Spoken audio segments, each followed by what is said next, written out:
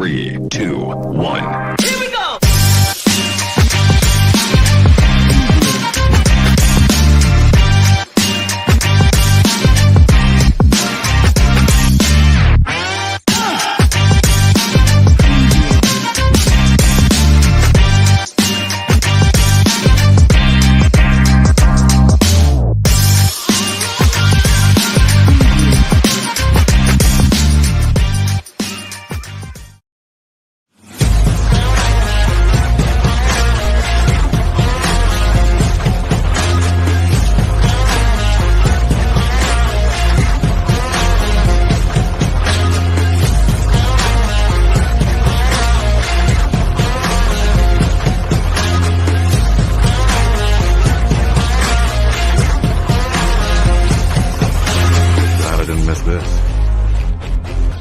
So am I.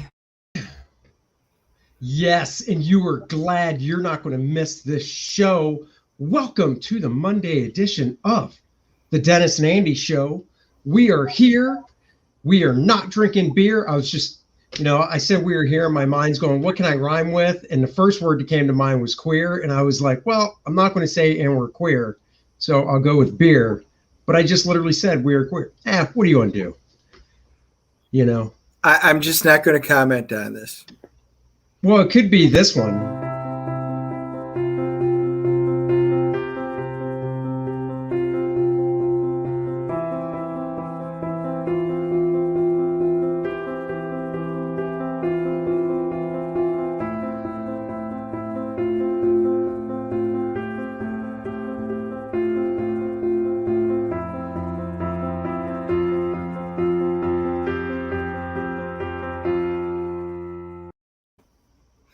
That last picture is so out of proportion because you're just not that much taller than me.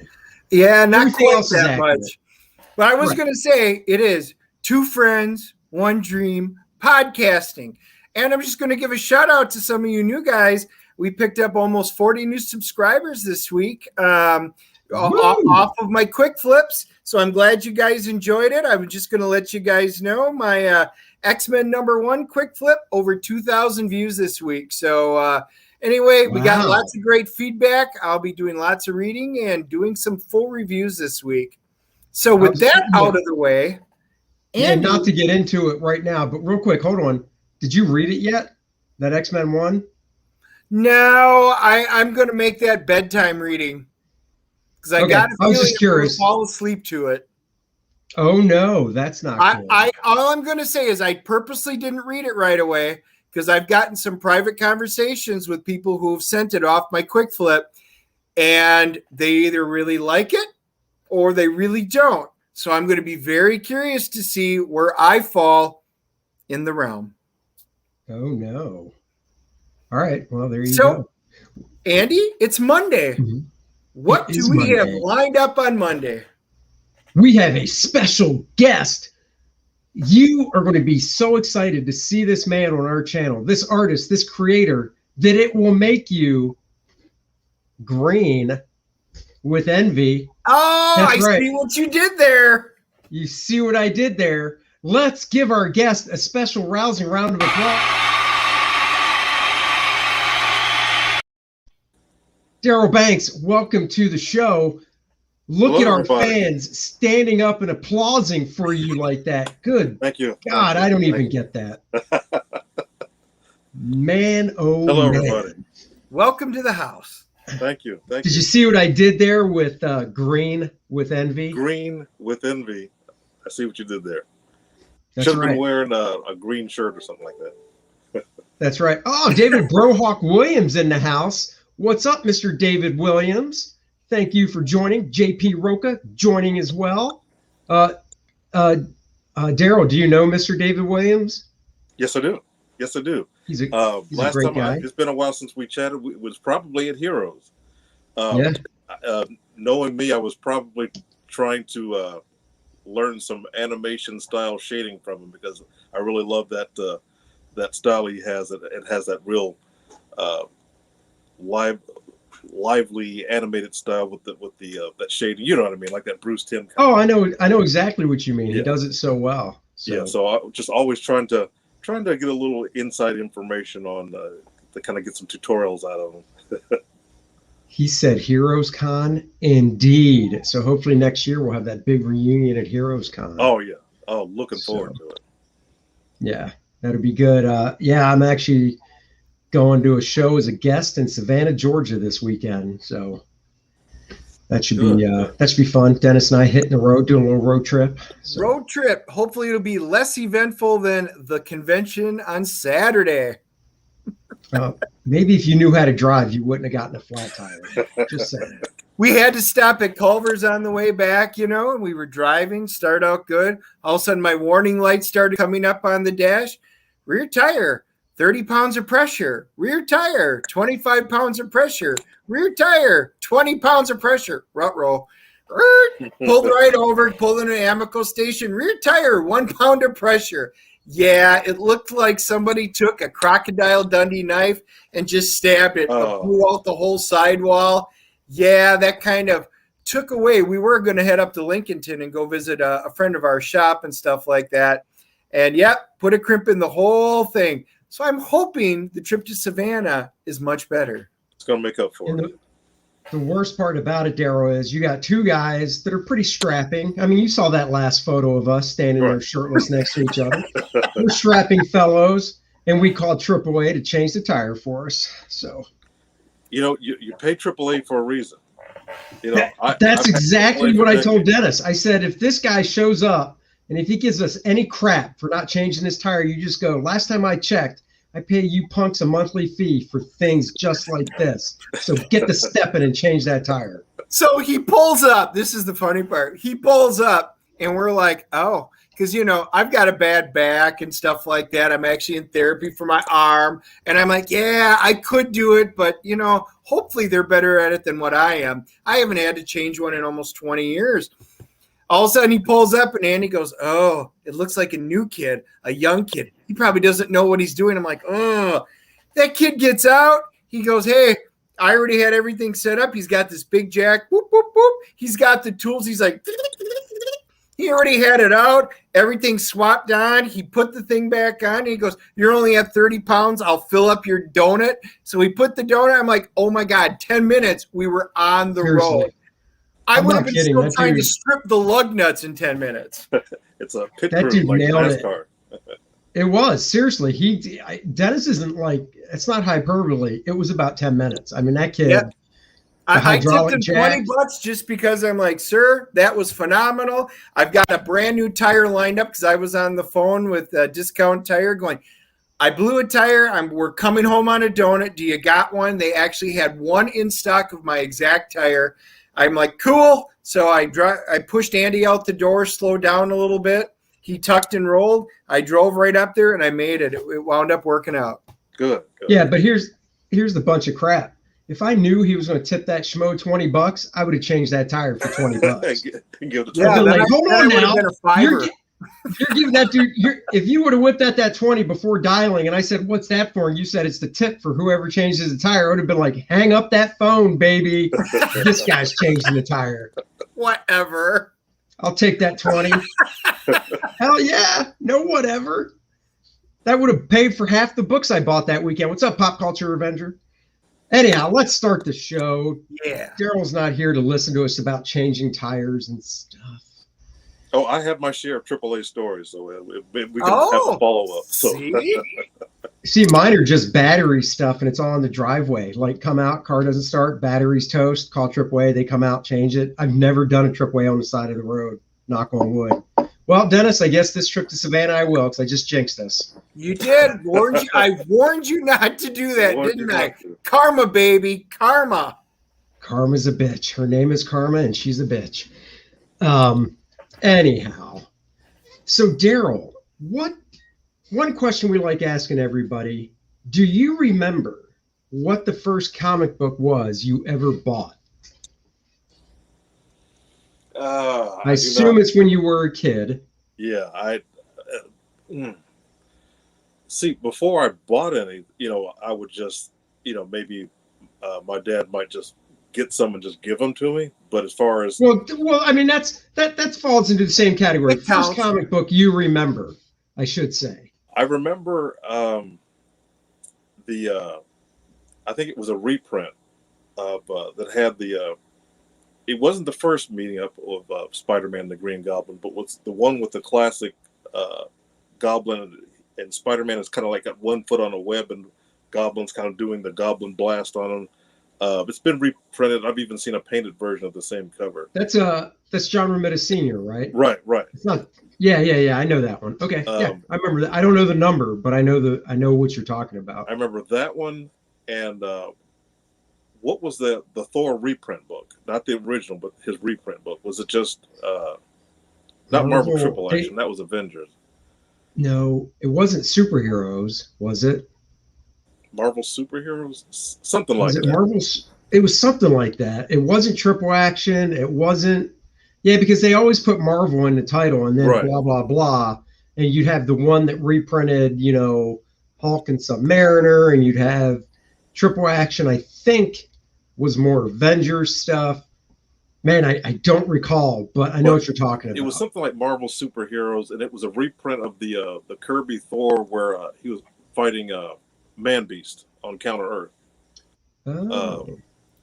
That one, and no. See, the thing is, I count when I've gotten that question before, and I only count superhero stuff because before that, I might have gotten Archie's or like some Harvey comics, but it's kind of like that was just more. Oh, Darryl. That doesn't count. Those aren't comics. That's like saying golf is a sport. Golf is a sport. We all know. What? What? Those do count. You know what I picked up, and I'm going to show everybody on Wednesday. And this counts. I picked up the Kool-Aid comic book. I had that as a kid. Kool-Aid Man coming through. All right, Darryl. We're just going to have a conversation ourselves. I see Dennis is just going off the rails. You keep up that Kool-Aid talk. I don't know if I can keep you in the I'm telling you, Kool-Aid Man. Oh, yeah. I remember getting that as a kid for free. It was a giveaway for something. And I had that. I read that so much as a kid. And I got rid of a lot of my comics one day. And anyway, lo and behold, he had one. I'm like, oh, my God. I started having all these memories. So for $3, it was the best $3 I spent of the day. $3? Yeah, for a free comic book. That thing could have been in a quarter box, and I would have passed it by. Hyper Kaiju has it right. You're drinking the Kool-Aid, son. And I used to. All the flavors. The little packets you open up, you pour it in. You got to put the sugar in. Yeah, that's the real Kool-Aid, not the pre-mixed garbage. Oh, God. I'm sorry. He was supposed to be on his best behavior, Darryl. I don't know what happened. You didn't give me the meds. It shows how comfortable we are with the atmosphere, so we can just talk about the fun things that mean a lot, near and dear to our hearts. Well, the only thing worse than a Kool-Aid Man comic is I'm trying to think of this series. Gene Autry. No, Gene Autry. Gene Autry comics are pretty bad. Stop. Gene Autry comics are probably worth big money. I would imagine. You would think that. Oh, you would think that. Especially there's an edition I got them in. Yeah, Westerns are going Western Ho. Happy trails. They're not. No. And by the way, Darryl, I will say NFL Super Pro. I own that, but I own it because Jose Delbo drew it, and I had Jose as a teacher at the Kubert School. Did you really? So I like buying stuff that teachers I had worked on. Oh, sure. So I've got a few nice Wonder Womans that Jose did back in the day, because he had a nice run on Wonder Woman, and things like that. But I would never have bought NFL Super Pro if I didn't. And this was only like a few years ago. I opened it up and it said Jose Delbo. I'm like, I got to get this. Jose did. All right. Well, I used to be a huge Green Lantern fan, and I used to have all the Kyle Rayner stuff. So I'm just going to kind of show this to everybody out there. I always like to at least bring one comic that our guests have on there, because I usually have at least one or two. I used to have a lot more, and then I got mad at Green Lantern. But anyway, that was one, and it's Bart and Ron and Andy all signed it. So I said, at some point, I don't know why Bart signed it. Heroes, and then I'm just going to have Darryl here sign it so I can complete the book. Dude, hold that up to the full screen. I'm going to full screen you and hold that up. Yeah. He already did sign it. Right across the logo, it says Banks. Oh, yeah. Oh, there it is. You said Bart. I'm like, Bart wouldn't sign that. He didn't do anything on it. Oh, no, you're right. Why does it have? It actually had a thing on it saying, I don't know. Well, never mind. Darryl, you signed it. It was probably. It could have been at Heroes. I've been doing Heroes about 6 years, so it could have been at Heroes. But now I suppose you're wondering why I don't have Green Lantern anymore. So I have a good size collection of comic books, and I used to do both Marvel and DC. Green Lantern, I was so excited when the movie came out. I loved Ryan Reynolds. I had all the Kyle Rayner stuff. I went and saw the Ryan Reynolds Green Lantern movie. Oh. I walked out of the theater. I walked right into the comic shop and I said, cancel all my... Because of the movie? Yep, because of the movie. I'm done with the comics. I can't do it. I was so upset. I wound up selling, pretty much almost giving away all my Green Lantern books. So that is now, I may have a couple stragglers. This is probably my one and only Green Lantern that I have regular one sitting in there. That's how upset the movie made me. Parallax. That movie just killed me, and it destroyed me. Now, hindsight, I'm very upset that I did that because I love those books so much. And there are times I want to go read them. We pick up the trades. There have been some reprints of some of the collections of some of the Kyle era stuff. That's true. In fact, one came out and DC didn't even send it to me. Usually they're pretty good with comps, but trade came out a little while back.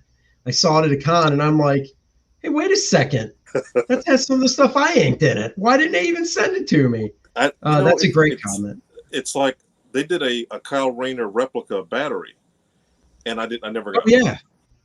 Now what's funny is they sent me a Hal Jordan one for some reason. That one I got, but to this day never got the Kyle battery.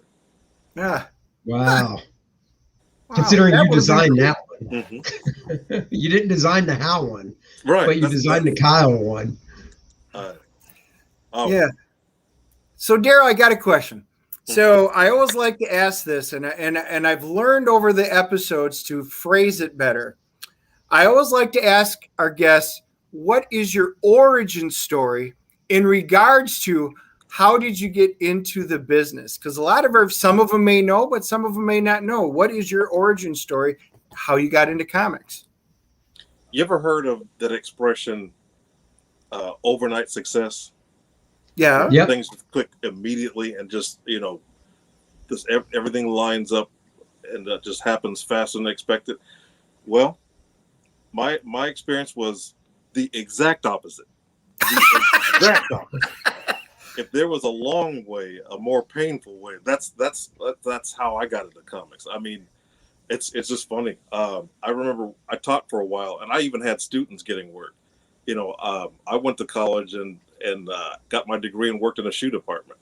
So, it was one of those things where, wow, painful memory.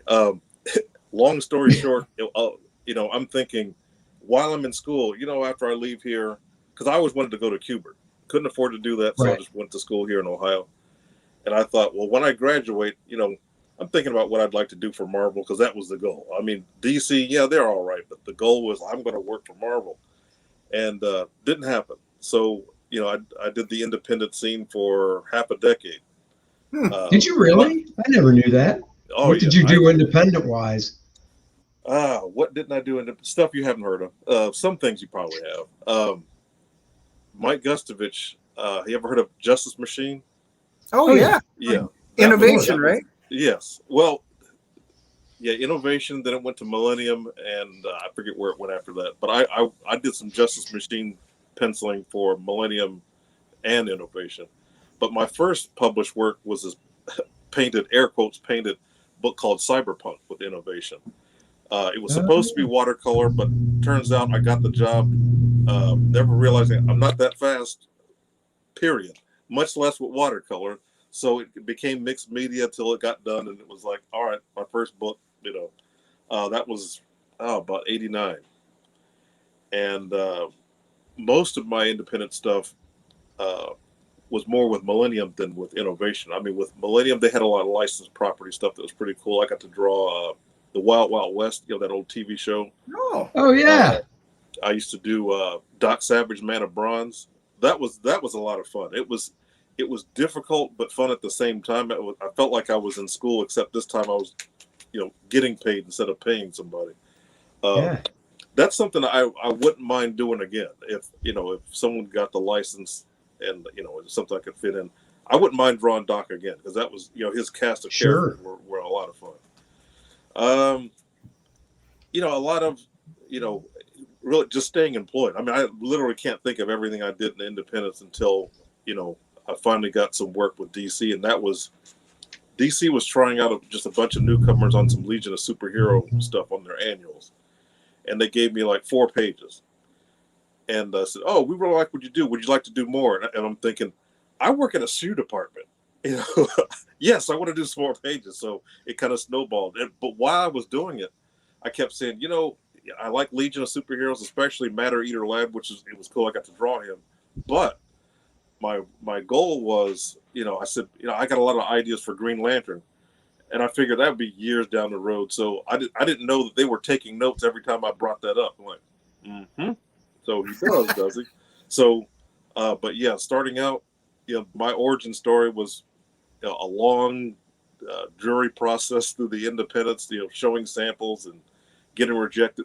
And do you remember the old days? Companies used to give you rejection letters. Oh yeah. Yeah, they don't do that anymore. But yeah, I used to have a stack of rejection letters that looked like a phone book, and I regret throwing those away, because when I taught, I would tell my students there, that's how it happened, and I can kind of tell, like, well, did he really? Yes, and if they could see it, they go, oh, he wasn't kidding. I kept them as a way of, one of these days, all these no's are going to be a yes, and it took years and years. My first work with DC was 94. Around 93, 94. Okay. So that's kind of a really short version of my origin of starting. So you went from, so getting back to DC, so you said you did some of that Legion stuff. How much stuff, if you remember, did you do before you got the Green Lantern gig?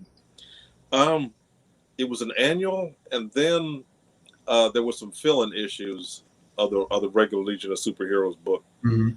And it wasn't the main team that you would probably think of when you think of Legion. I didn't get to draw, Bouncing Boy and Lightning Lad and all that. I remember a lot of it was Matter Eater Lad, which I was fine with. I that was an odd coincidence. I really liked that character. Just a guy who could eat anything and suffer no consequences. Never knowing that as I got older, I would wish that was a real power. But I know, right? Yeah.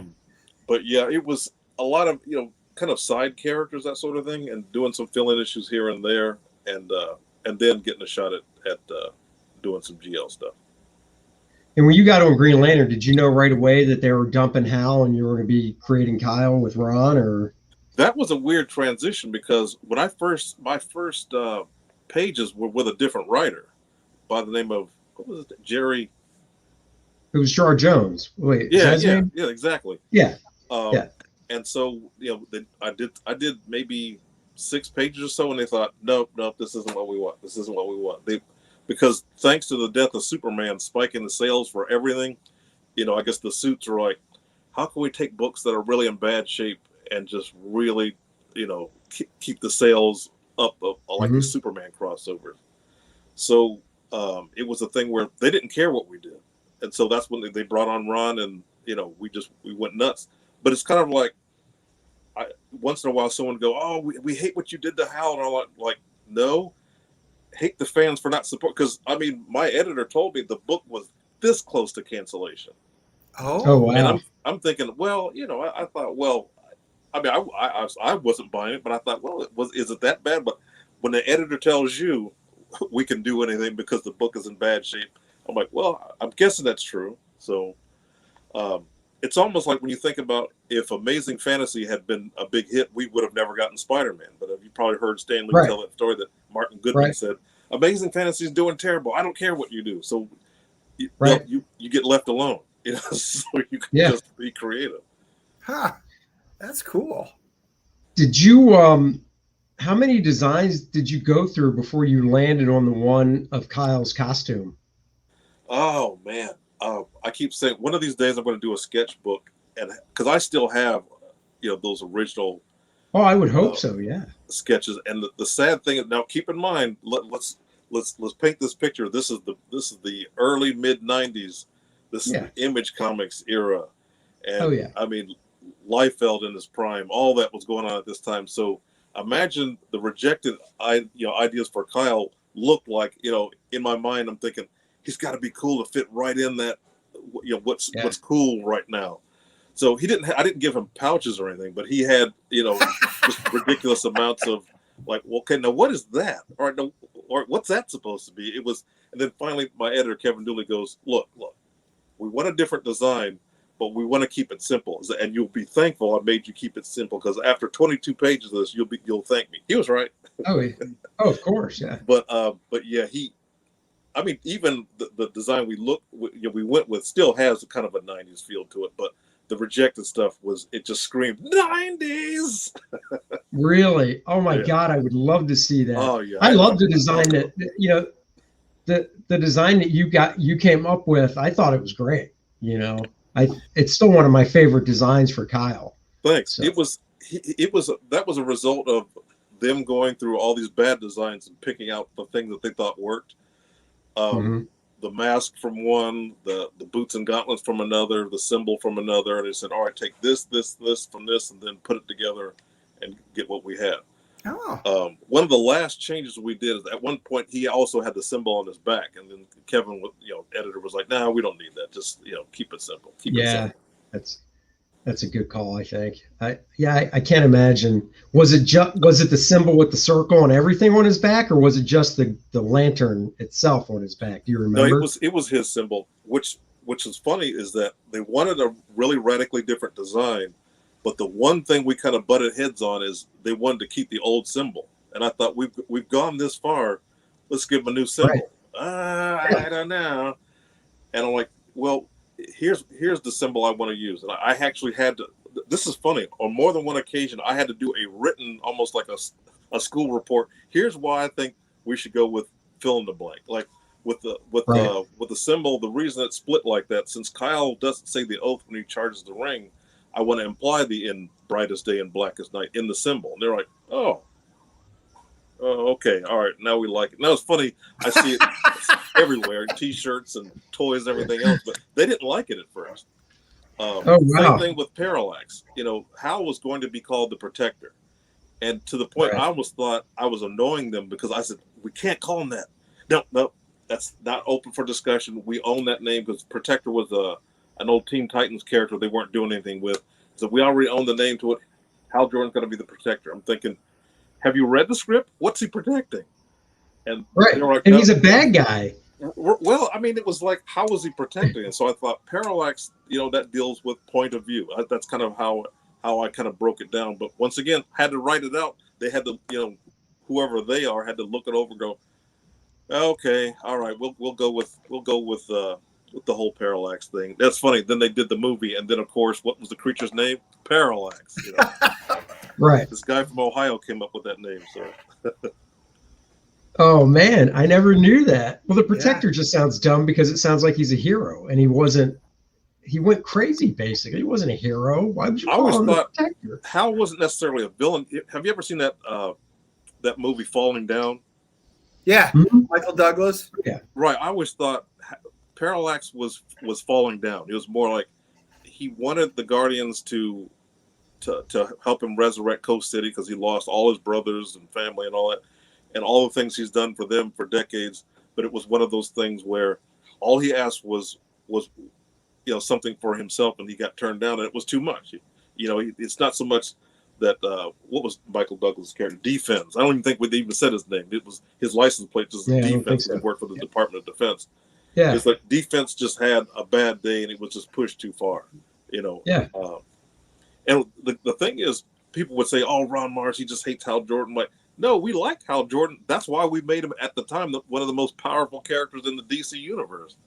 Right. So, you know, and the idea was that we were going to bring it all full circle. We're going to restart the core, all that, because, you know, I like the example Ron had used. It's like renting a car. You know, you can drive anywhere you want, but you've got to give it back. So the idea was going to bring it back full circle, and that would be that, and we'd all, you know, fade into the background. But then something strange happened. Everybody really liked Parallax and what we were doing with Hal. Because remember, no one cared about Hal Jordan. That's why the book was about to get canned. Right. But, you know, here comes, you know, Parallax with the armor and all that. And as a matter of fact, initially he didn't have a cape. And because his role was going to expand, they were like, yeah, he needs a cape. And I'm thinking, for what? Well, we're about to do this thing 0 Hour, and we need him to look more imposing. I'm like, oh, okay. I thought 0 Hour was going to be that villain Extant or something. Matter of fact, they didn't tell me about that until the book was out. A friend of mine came over to my house and was like, oh, so what do you think about 0 Hour and the villain? I'm like, yeah, Extant, he's kind of interesting villain, I guess, well designed, I suppose. He said, no, his boss. I'm like, he has a boss? Yeah. They didn't tell you? I'm like, no. Wow. So he hands me the book. Look, it's Parallax. I'm like, was that the idea all along? Yeah, but once again, he really caught on. So there you go. Right. And you got to design him as well. Did you go through a lot of designs for Parallax? No. I knew about exactly what I wanted to do with him. The only change that we really made with his design was that he had the symbol in the middle.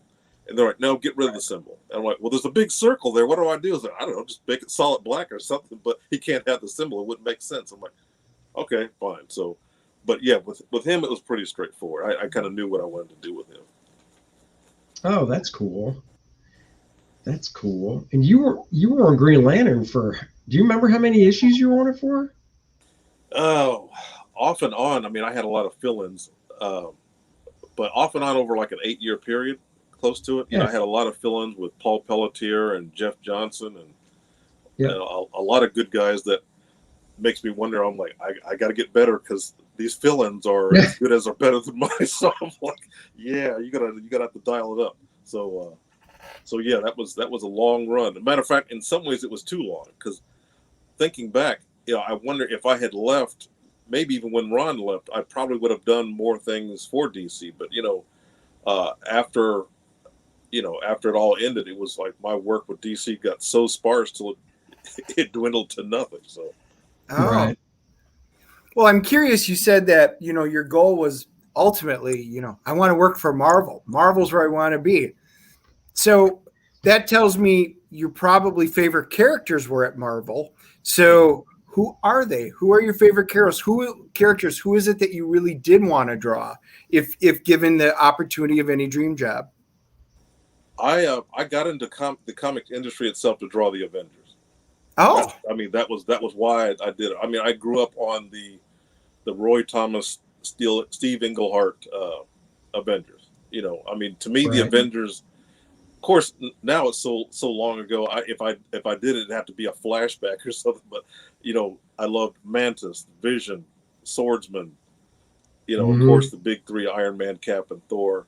Oh, yeah. You know, around that time, you know, it's almost like, to me, they were like the Justice League analog. You know, you had Thor and like the Superman. You had, you know, of course, in some ways Cap as well. But to me, that's what I wanted to draw. And at one point, when I was doing JLA fill-ins, I actually heard from Marvel. They wanted me to do a fill-in, but they needed it relatively quick.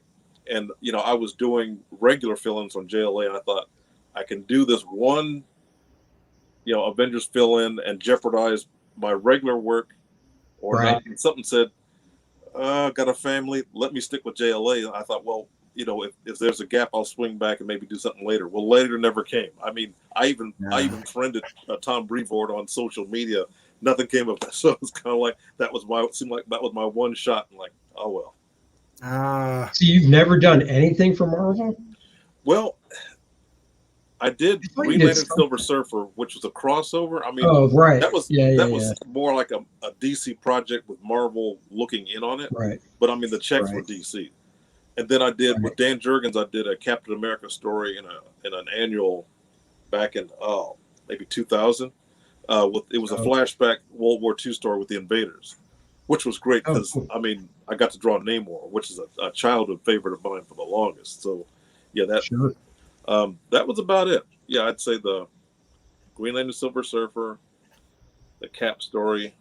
There was when I was in New York. Actually, it was a show I think in Boston, and I went to the Marvel offices, and it was so chaotic. And they're like, "Can you do 4 pages in an X-Men for us?" I'm like, "Yeah, sure. What's going on?" Like, "Oh, this book is super late. Here's the script." And so it was like maybe 4 pages in X-Men 252. I think it felt like it had 100 pencilers on it. Right. But I mean, I was really just there. I wanted to see what the office looked like, and I remember the editor, Jason Liebig. He had said, "Have you been to DC yet?" I'm like, "Yeah, that's where I spent most of the time while I was here in New York." He said, "Yeah, there's a big difference. DC's office looked like a theme park.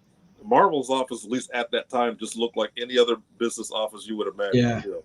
But except had some posters and a cool Spider-Man themed meeting room where they had this etched webbing on the glass. But other than that, yeah, I think DC kind of had them beat out as far as the wow factor of what it looked like. Oh, there you go. Well, you worked on Dennis's favorite book, X-Men, so it might not have been much. Well, that's why I was trying to think. I'm like, definitely has it. I didn't know you were ever worked on one, because X-Men is my favorite, and I was like, I don't think Darryl. Now, I didn't actually go through your profile to see if you had done an issue, but that was the Reavers issue, so. It was. I think even the cover said, with more pencilers than you can shake a stick at, or something like it. I mean, that's funny. I mean, even they admitted on the cover. I think the cover was by Cully Hamner.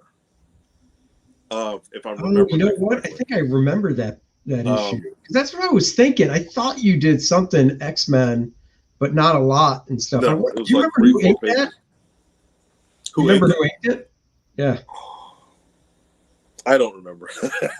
Yeah, no, I hear you. I mean, whoever it was did a great job. I mean, under the pressure. I just remember all I got to draw was Scott Summers and Jean Grey were on an airplane that got hijacked by AIM. And then I had a page with the X-Mansion had been destroyed, and Logan and Archangel were, and there's a female character. She has like these protrusions sticking out of her face. Marrow or Bone? Marrow. Yep. Okay. Marrow, yeah. And she was on a page, but it was, but that was it. Oh. That was my X-Men experience. Yeah. Oh, man. It's funny because how you said, you wish you maybe left Green Lantern a little earlier than, doing it for 8 years. And it's funny because I've never been on a book for more than, I think, 10 or 11 issues tops. Mm-hmm. And a part of me was always like, man, I would love to have had one of those runs that was like 8 to 10 years on a book, because, that just goes down. That's just not even unheard of. That's unheard of even back then. I think that was unheard of for somebody to stay on a book that long. I think about how long was Chris Sprouse doing Tom Strong? That felt like that was 20 years. I mean, that's got to be. Yeah, but that wasn't like a monthly. I don't recall that being so monthly as it being more like story arcs and stuff. Okay. I don't know. I don't think it was 8 years, because even with the fill-ins, let's say you only did 8 issues a year, that's still 64 issues on one title. I mean, that's a hell of a run, on one book. That's a nice chunk just to say I did this much. It comes in handy when they do trades. I remember Dan Durkin once said, when I was, like I said, struggling with keeping up with things, and Dan said, you got to get faster so that when they do the trades and they're cutting the checks, your percentage is bigger when you've got more pages in it. I'm like, I know that, but that was as fast as I could go. I mean, it was one of those things where back then I was also struggling for identity. What do I want my style to look like? Nowadays, right. I don't. I'm not saying I don't care, but it's more like I draw how I draw. If it's not right. the hot style, so be it. My clients are happy with it. I'm happy with it. And I go on to other things. But back then, keep in mind this was the '90s, so you had you know, the popular artists getting the attention from the Wizard top 10. I thought one day I'll be in the Wizard top 10. Yeah, it never happened. So, but, yeah, me neither. No, man, I agree with you because I only started like 3 years before you in comics, and you go through you're a young artist going through those growing pains, trying to identify yourself, looking at big name guys, and I guess if anything, I wish if I went back, I'd probably tell myself, just go with your gut and do what you want to do that makes you happy. Which, like you said, you're doing that now, and I am too. Drawing wise, it's like, this is what I'm doing. If you don't like it, that whatever. Is it. What's popular changes anyway. So it might as well draw what's going to work for you that you can generate, from within. I mean, right. I think about when I was first trying to break in, I think about all the artists I used to follow around and show my portfolio to. And one of them I used to talk to a lot is Brian Stelfreeze. And I asked Brian, I said, I really want to develop a style. How can I develop a style? He said, you have one already. It was right. Such a Yoda moment. I said, what do you mean? No, I don't. He said, have you ever taken figure drawing classes? I said, yeah. When I was in college, that's all we did. He said, well, if you notice, you're all working from the same model, but none of the drawings look the same. I'm like, well, true, is it that style? It's just how you see the world. I'm like, so that worked. Wow. Yeah, no, I mean, that's 100% true. It's totally true. So when you went to college, did you go for art, or what did you go? Because you said you have a degree. So what's your degree in?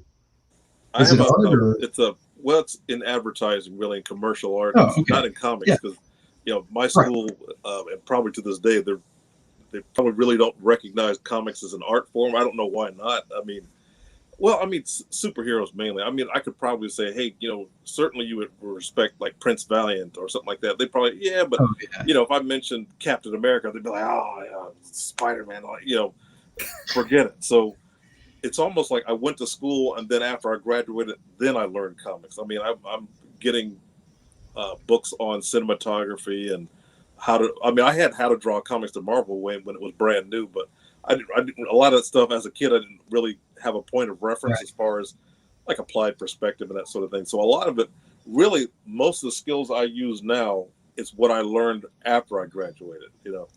Right. Right. Huh.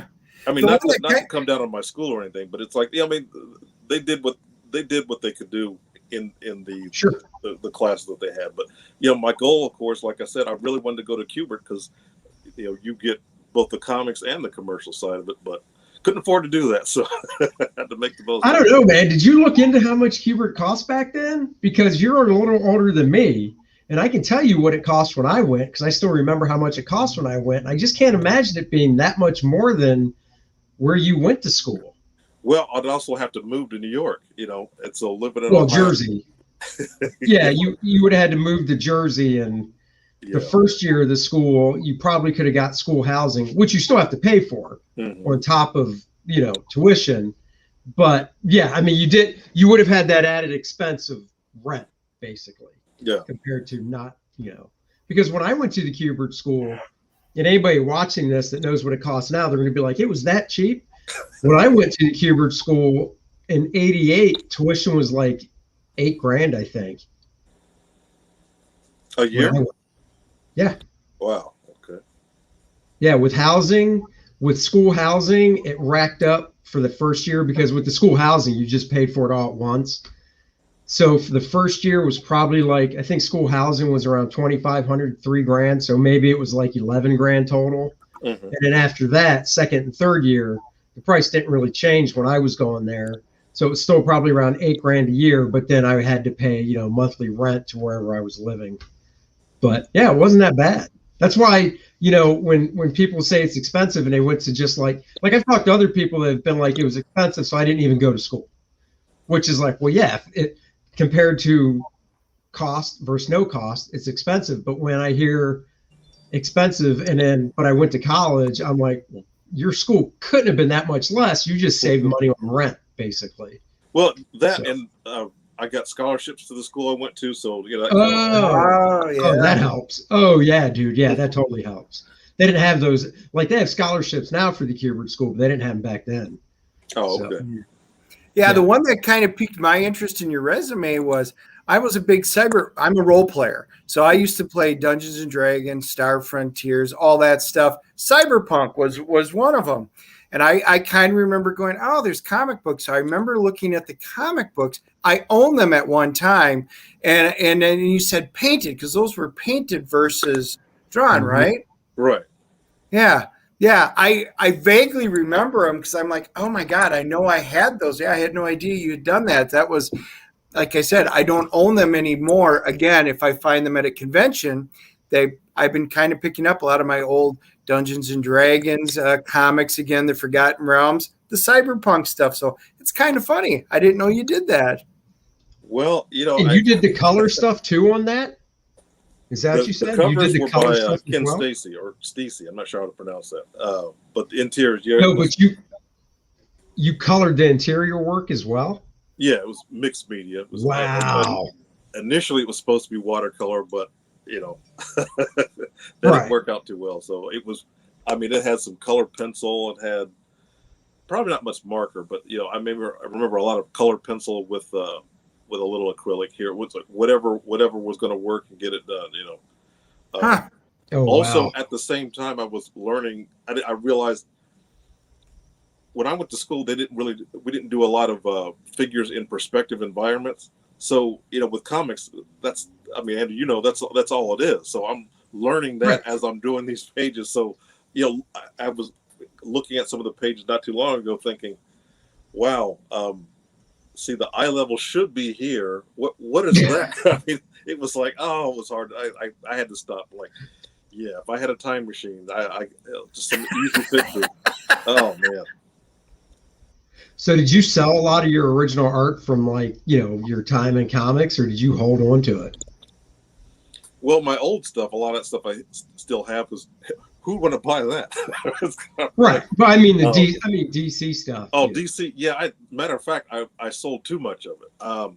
Having a conversation with Terry Austin about hanging on to original artwork, because his catchphrase is original artwork's the limited commodity. When it's gone, it's gone. I mean, I think about the cover I'm most known for, Green Lantern 49. I remember I sold it as soon as I got it back from art return for $200.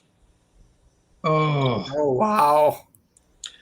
I was at a show, I want to say, where was I? Rhode Island, I think. A collector goes, do you have that cover? I got 15 grand if you got that cover. I'm like, are you kidding me? I sold it for 200. Grand? Yeah. So, wow. Of course, for me, that's a lot of money. But I mean, I think about Terry's got covers that I just didn't assume he still hung on to. At one point, I would bring up a cover. I said, "Do you have that?" And he'd say, "Yes." I remember I had to sit down. I'm like, "You have that?" It's like, wow. If you ever say, been thinking about that new Corvette. Here's this X-Men cover. He'll trade you. Oh man. Wow. Or I was on eBay the other day. It was a Jim Lee had drawn a Red Hood ink sketch. I think it went for. I mean, this was, probably maybe a cover. I think 18,000, something like that. I'm like, wow. Oh yeah, it's crazy. It's just, yeah. I mean, you got those guys like him and Adam Hughes and Kevin Nolan and J. Scott Campbell. They can just print money by drawing something and throwing it up there. They can. It does. They honestly can. Did you keep the stuff? Did you keep any of the? Because Kevin Nolan inked you a few times. Did you keep any of those or no? Oh my God! I just want to smack you for that. I've never had Kevin ink me. Kevin is like what I think the first time I met him, I couldn't believe I was seeing him in person, because I've been following his work since I first saw it. I think when I was still in school doing those Defenders covers. I think the first time I saw it. And I think the first time I met him was probably at Heroes. I remember we did a small show in Cleveland. I mean, we're talking about small show. Matter of fact, I don't know how they could afford it, but he was doing headshots. Maybe 6x8 headshots and not really quick Sharpies. I mean, fully rendered stuff for like, it was crazy, like $80. And I went over him and I told him, I said, you can't do that. I said, that's what I charge. You're Kevin Nolan. You got to add a one zero to that. And he said to me, he said, well, that's all I want for it. And that reminds me of, that's what Paul Pelletier, when I used to tell Paul the same thing. He'd have original pages splashes for like, a couple hundred. I'm like, I can't let you sell this for these prices. He goes, that's all I want. I'm like, wow. Yeah. But so anyway, with Kevin, he was doing these headshots before putting up a sign how much he was charging. And so when he did, his line went from a few people to, I mean, it was out the door, like, they're how much? I'm like, if I had more time, I would have been in that line myself. It's like, I know.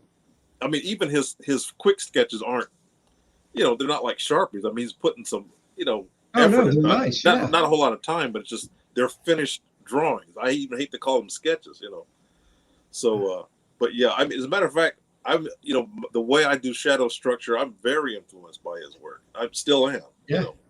Huh. Yeah. Huh. So what are you working on now? Are you working on any special projects or anything special right now? My thing is always, if I'm doing nothing, that's doomsday. It's like at one point work had dried up to nearly zero. At one point I thought never again. So I'll have to actually take a moment and think of everything I'm doing right now. And that's on top of stuff like commissions, that sort of thing. But recently I did a cover for Icon #1. I don't know if you can. Oh yeah, hold on. I want to full screen it. Yeah, give me a second here. You already got comps, huh? Cool. Today. It came today. Did you ink that yourself, I take it? Yeah, this is the color was done by Hi-Fi Studios, but the black and white I did all digital. Really the lion's share of my work is all digital now. Why do you do that? You don't have it. You don't have any originals. Not that, because I knew you did mostly digital stuff now, but it just tears at me because even though my advice would have been, dude, you got to keep that covered because it's gorgeous. It's still just not the same because it's just on a file in your computer, Well, I thought in terms of I'm faster and more efficient with digital. And at the time, it was more like, I still have a long commission list. So I'm still doing original, traditional technique, stuff like that. But with that, I thought about it. I'm like, do I want to do, original? And even if I did, I wasn't going to sell it anyway. So I thought, let me do it. Yeah. And for expedience sake, get it done, taken care of. Just like, Harkins Raiders, same thing. Although the first few pages were traditional and the backgrounds were digital, because I think when I started it, I just had an old Wacom tablet that I bought in the 90s or something like that. And then during the course of the project, I bought a big Cintiq, and then I did it completely 100% digital. And so it just works out better, Now, if I were to get the chance to do maybe something Green Lantern related with a cover involved, that most likely I would do traditional. So I would just know I have a cover. I don't know if I have any Green Lantern covers at all. And are you serious? Was like, I warned you. Wow. Oh, that kills me. You did so. That's like one of the because I stopped selling my stuff in the late 90s. So unless an inker, unless I work with an inker and they get their cut and sell it, I pretty much have, since the late 90s when I stopped selling it, I pretty much have 95% of it, except for something here or there that I might have let go of. Mm-hmm. But generally, I still have everything. And even the few inkers I've worked with since then, I have not seen, they must keep it too, because I haven't seen any of it on the market. Because I keep my eye out just for the hell of it. Because I tell the guys too, I'm like, look, if you ever sell the stuff, contact me first. Right. And if I can buy it from you, I will. But at the same time, I tell them, I'm not going to be able to pay what you might be able to sell for, what you want to try and get. But if you don't care about that and you just want to sell it, cut me some type of deal because I drew the stuff, sweet.